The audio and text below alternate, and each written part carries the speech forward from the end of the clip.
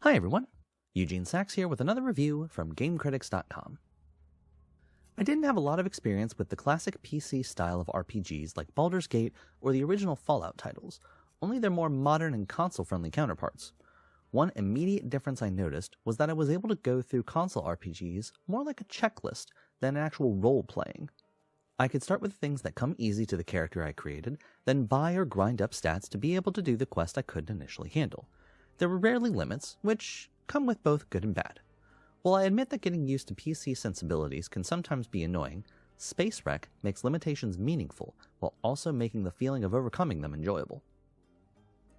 In this isometric RPG title, players will control the rookie captain of a spaceship who finds themselves stranded in space after a pirate attack. The crew draw straws to determine who takes the remaining shuttle to a nearby space station to get help. The player, of course, draws the short straw, meaning that they'll explore different space stations and ships in space and try to find a way to fix their ship and get back home. After players create a character and set up skills, the world is their oyster. For example, rather than being immediately handed a basic quest, players can interact with NPCs in any way they want. Charm them into helping, sneak around and steal their stuff, or murder them, if so desired. There are many choices, as long as the character can handle the task, often in the form of passing a stat-based skill check. Having said that, there are some serious limits to Space Wreck as a whole. From the jump, the game tells players that combat is not required, and with good reason.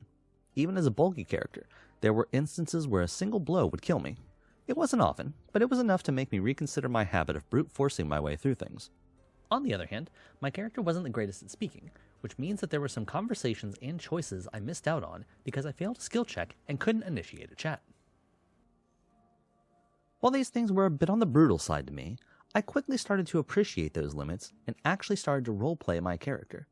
Instead of trying to beat everyone up, I used hacking skills to get robots to fight for me, and put my tinkering tools to use to get into every locked area that I could.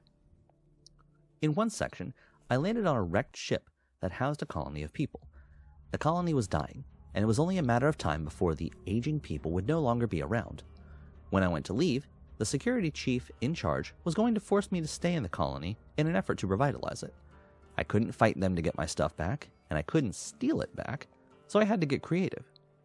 There was another shuttle that no longer had navigation controls, so I could hack it and leave.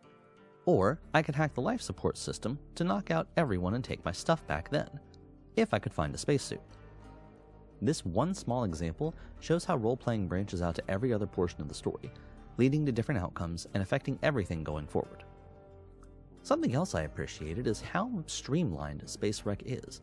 I played through enough tabletop RPGs to know a character sheet can get bloated and become filled with stats, abilities, items, and much more to keep track of. This occurs in the video game world as well, but not so much in Space Wreck. Characters are limited to 5 stats and 5 skills, and inventory isn't a big concern, so it was easy to keep everything in mind and never became overwhelming. It's also easy to go back to a specific point in the story and make new choices. On startup, Space Wreck has a map which shows players their progress. On some of the major milestones, players have the option to reload from that point, finding even more ways to interact and solve problems. It's a small touch, but helpful for players like me who'd like to explore more options without starting a new playthrough each time. My only gripes with Space Wreck are that it can be a bit difficult to click on the exact item I want to interact with. The pixel graphics and isometric view means some items overlap each other, and there wasn't a good way to choose what I wanted. It also feels like some of the dialogue trees were not triggering properly. I would try to speak with an NPC, roll a successful speech check, and then the dialogue box would close without the talk happening. Space Wreck feels like a good first step into the bigger world of PC RPGs for a newcomer like me. It certainly has the same level of brutality that I've often heard of, but it remains manageable and easy to come to grips with. Even better, a run can be completed in under 10 hours, so it's not a huge commitment and can be readily replayed. I wasn't sure if Space Wreck would be the one I would enjoy, but I'm already starting a second playthrough to see what other secrets it has to offer.